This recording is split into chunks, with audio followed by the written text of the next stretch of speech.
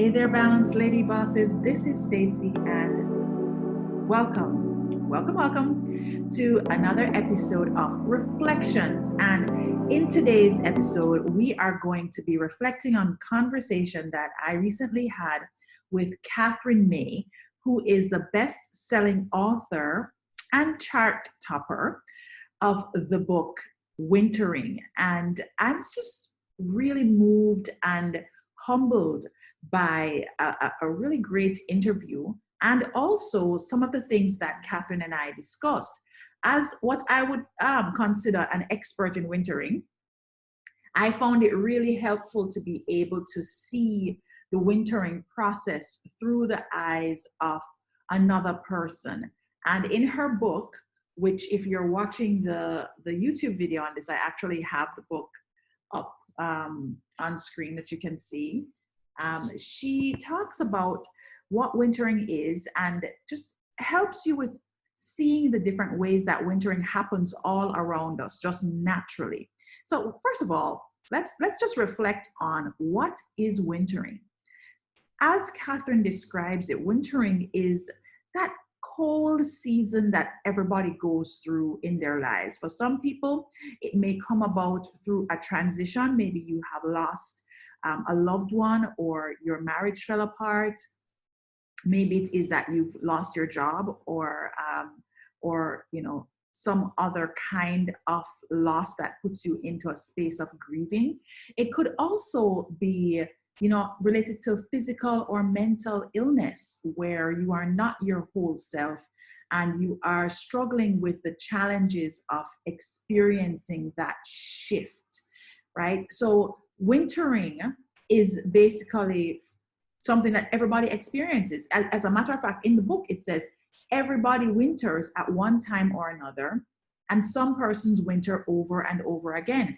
I personally feel I am one of those persons that does the over and over again wintering. Like, I think I am a winter master, right? That's definitely a space that I occupy quite a bit when it comes to me shifting and transitioning from one aspect of my now life to whatever the new aspect is going to be.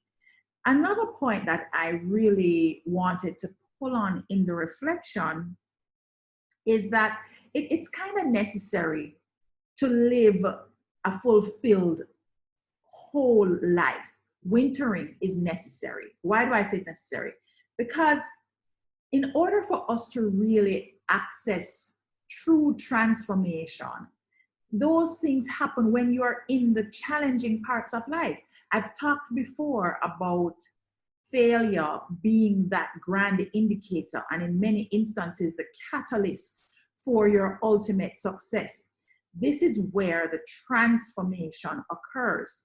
So wintering is something that whenever it arrives, it is usually involuntary, lonely, and deeply painful, right? And it doesn't mean that it has to be something chronic. It doesn't mean that it has to be a disease, or it has to be, loss like death or anything like that. It can be like, my current wintering that I'm going through is figuring out what my next career move is, and feeling uncertain about the steps I want to take in becoming the next level of Stacy Hines, whatever it is I choose to create, right? And it's a challenging process, and I would say that it's involuntary, because I feel a calling. I hear a voice saying to me that, there's more for me to experience, there's more for me to explore. And I've tried lots of different things, but what does that look like when you're actually now stepping into it? I have a lot of uncertainty. I have a lot of unhappy moments because I feel like I'm not doing what I'm supposed to be doing in some moments, so there is that involuntariness, there is that loneliness where you feel like, oh my gosh, I must be the only person going through this thing. So it can look like many different manifestations, but ultimately it's something that everybody goes through, or everybody has the opportunity to go through. And it is also inevitable, right? So we like to imagine that it's possible for life to be one eternal summer. I just love that line, because yes, I would like life to just be all bells and whistles and unicorns and rainbows all day long. But that is not life. That is not how we access evolution. That is not how we access becoming our best selves, right? So there are lots of gems like that throughout the book. And what Catherine actually does is she takes us through her own journey, her own wintering experience, which was coming out of a job, moving into something very different in her career, and also navigating illness for her husband, herself, and navigating changes with her son. So I recommend the book highly, and I also recommend this next point for you to reflect upon, which is the allowing of wintering, those cold moments in your life, to help you to access the being side of yourself, what I consider to be that spiritual side of yourself.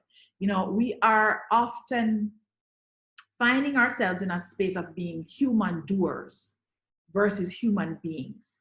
And I believe that these cold moments, these moments of sadness, these moments of grief, these moments of confusion, uncertainty that bring us to our knees sometimes, is a great way for us to see ourselves and to connect with ourselves on a deeper level, to become more present to who we are and to who we want to become, right? And I believe that wintering gives you that access to beingness. It gives you that access to becoming more self-aware and more aligned with who you ultimately want to become in the next season, right? So reflect on that a little bit. Reflect upon when you've had a really low moment in your life, when you've had this cold experience in your life, and how that experience has either helped you to shift into more meaningful living, how it has stripped away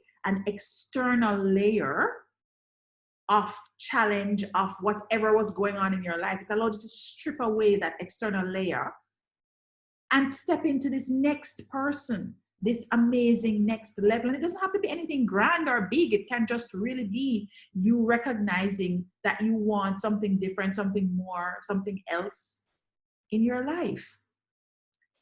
I believe that all of us in 2020 went through a collective wintering. And it's because the world in and of itself is at a significant point of change.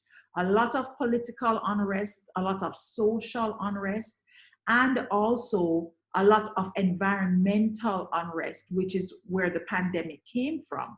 We're all battling a virus. We had to be locked in our homes, away from friends, away from family, away from our natural environment.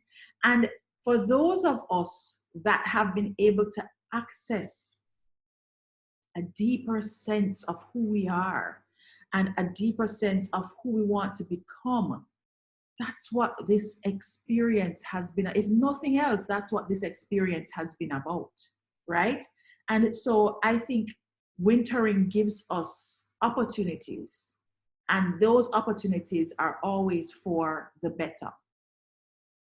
Now, the last point I want to leave with us today, which is something that Catherine and I discussed in the interview, was about becoming nothing.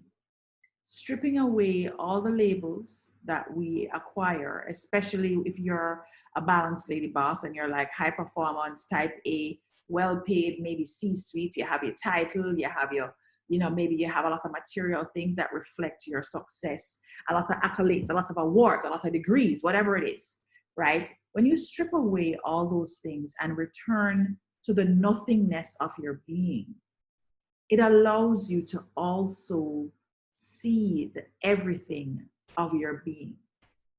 And I invite you all today to think about becoming nothing so that you can access everything you are meant to be. All right? That's my time, guys. I hope you enjoyed reflecting with me just now, and that you will be able to take away some of these tips and use them in your next wintering experience. Remember that the purpose of wintering is to help you learn how to flourish when life becomes frozen.